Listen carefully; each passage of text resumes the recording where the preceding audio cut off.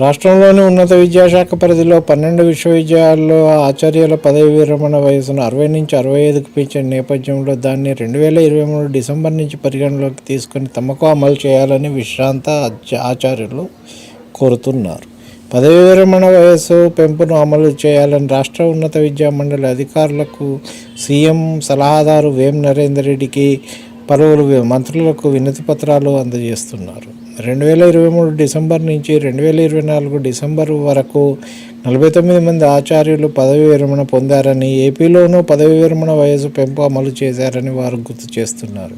కాగా దీనిపై నిర్ణయం తీసుకుంటే నిరుద్యోగుల నుంచి వ్యతిరేకత వస్తుందనే కోణంలో ప్రభుత్వం ఆలోచన చేస్తున్నట్టు సమాచారం. మరోవైపు తమ వర్సిటీల్లోనూ దీనిని వర్తింపజేయాలని జయశంకర్ వ్యవసాయ, పివి నరసింహారావు పశువైద్య విశ్వవిద్యాలయాల ఆచార్యులను తమ వంతు ప్రయత్నాలు చేస్తున్నారు. 60 ఏళ్ళు చేసిన తర్వాత కూడా ఇంకా 5 ఏళ్ళు పెంచాలని కొట్లాడుతున్నారు. మరి వాళ్ళు వద్దనుకుంటే మంచిగా కొత్త వాళ్ళకి వస్తాయి కదా ఉద్యోగాలు. ఇంకా ఏం చేస్తారు? ఎట్లయినా పెన్షన్ వస్తుంది. ఇంకా దాన్ని పట్టుకొని అల్లాడు ఎందుకు? ఉపాధ్యాయులు ఆలోచించాలి. 60 ఏళ్ళ దాకా చేస్తే ఎందుకు? ఇప్పుడు ఆ టైంలో అనారోగ్య సమస్యలు, ఆరోగ్య మంచిగా లైఫ్ గడపచ్చు కదా. ఇంకా చేయాలని ఈ 63 ఏళ్ళు టీచర్లకు చేసుడే. చాలామంది టీచర్లు పైకి సంతోషంగా ఉన్న లోపల బాధపడుతున్నారు.